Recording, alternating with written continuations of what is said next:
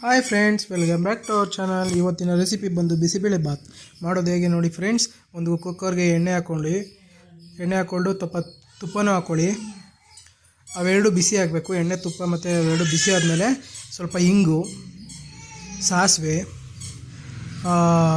ಹಾಕಿ ಈರುಳ್ಳಿ ಹಾಕ್ಕೊಳ್ಳಿ ಫ್ರೆಂಡ್ಸ್.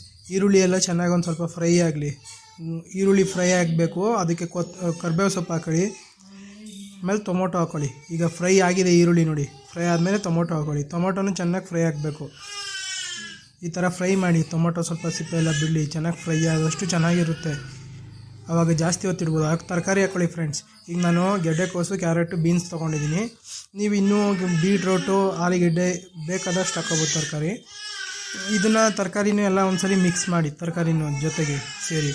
ಯಾಕಂದರೆ ಅದು ಟೊಮೊಟೊ ಎಲ್ಲ ಬೆಂದಿರುತ್ತಲ್ಲ, ಒಗ್ಗರಣೆ ಇರುತ್ತಲ್ಲ, ಅದೆಲ್ಲ ಮಿಕ್ಸ್ ಮಾಡಿದ್ರೆ ತರಕಾರಿಗೂ ಫ್ರೈ ಆಗಬೇಕು. ಹಸಿ ವಾಸನೆ ಹೋಗುತ್ತೆ. ಹಸಿ ವಾಸನೆ ಹೋಗಾದ್ಮೇಲೆ ಈಗ ಅಕ್ಕಿ ಹಾಕ್ಕೊಳ್ಳಿ. ನಾನು 1 ಪಾವ್ ಅಕ್ಕಿ ತೊಗೊಂಡಿದ್ದೀನಿ, ಅಂದರೆ 1 ಗ್ಲಾಸು. ಇದಕ್ಕೇನು ಅಳತೆ ನೀರಂತೇನಿಲ್ಲ. ನೀವು ಜಾಸ್ತಿ ನೀರು ಹಾಕ್ಕೋಬೋದು.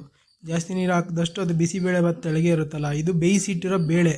ನಾನು ಫಸ್ಟೇ ಒಂದು ಕುಕ್ಕರಲ್ಲಿ ಬೇಳೆನ ಬೇಯಿಸಿಟ್ಕೊಂಡಿದ್ದೀನಿ. ಸಾಲ್ಟ್ ಹಾಕಿ ಫ್ರೆಂಡ್ಸ್. ಸಾಲ್ಟು ರುಚಿಗೆ ತಕ್ಕಷ್ಟು ನೀವು ನೋಡ್ಕೊಂಡು ಹಾಕ್ಕೊಳ್ಳಿ.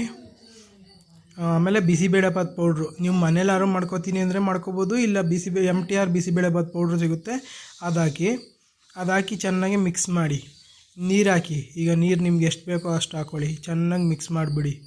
ಮಿಕ್ಸ್ ಮಾಡಿಬಿಟ್ಟು ಅದನ್ನು ಚೆನ್ನಾಗಿ ಸ್ವಲ್ಪ, ಈಗ ನಾನು ಮನೇಲಿ ಮಾಡೋದು ಸ್ವಲ್ಪ ಖಾರದ ಪುಡಿ ಹಾಕ್ತಾಯಿದ್ದೀನಿ. ಮಿಕ್ಸ್ ಮಾಡಿ ವಿಜಿಲ್ ಇಡಿ. ಬಿಸಿಬೇಳೆ ಭಾತ್ ರೆಡಿ.